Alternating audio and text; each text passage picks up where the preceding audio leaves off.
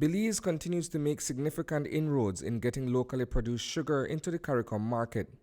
High on the agenda at the 49th regular meeting of the Council for Trade and Economic Development, COTED, held in Georgetown, Guyana last month, was the establishment of an integrated sugar market.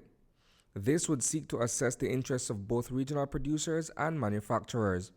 William Neal is the communications officer for the Sugar Association of the Caribbean.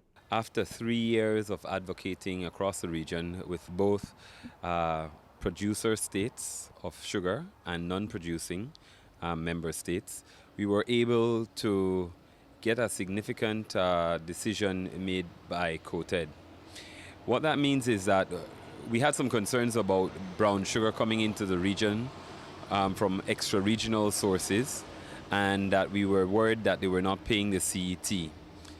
COTED reaffirmed that brown sugar coming into the region needs to, with immediate effect, pay the CET, which is good for us because there has been a significant erosion of that market. The protection of the common external tariff shall remain for the quantities of sugar available within the region, in accordance with the provisions of the revised treaty.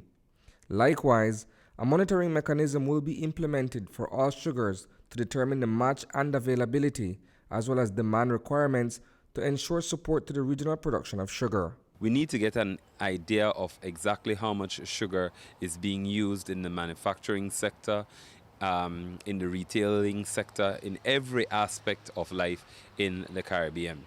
So that was number two. And then the third one is that once the member states that are sugar producers can produce the quantity and the quality of sugar needed by the region, then the CET will go into effect. Of course, this is significant because even though that is what the treaty says, it means that there will not be a moving of the goalpost, so to speak. This means that member states must comply with their existing obligations by applying the common external tariff to all brown sugar entering the CARICOM single market. What it means actually too is that there's no change in what happens now. But what it does, it creates the right environment for investment in the region. That decision allows for the security required by the private sector to invest further in the industry and to upgrade production facilities, as well as produce higher qualities of sugar and to expand output. I think it's significant because with the changes in the EU regime dating back to 2017, it's difficult for CARICOM produced sugar to find a home.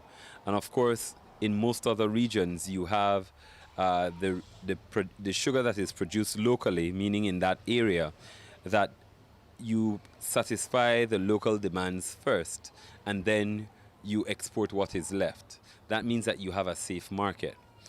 We have never had that in CARICOM, and it has been for a number of historical reasons. Obviously, because we sold most of our sugar to the EU for such lucrative prices, we never even looked at our own market. This, of course, is from a regional perspective, but what does this now mean for A.S.R. B.S.I. in terms of having its sugar produced in Belize, being able to find that proverbial home, as you said?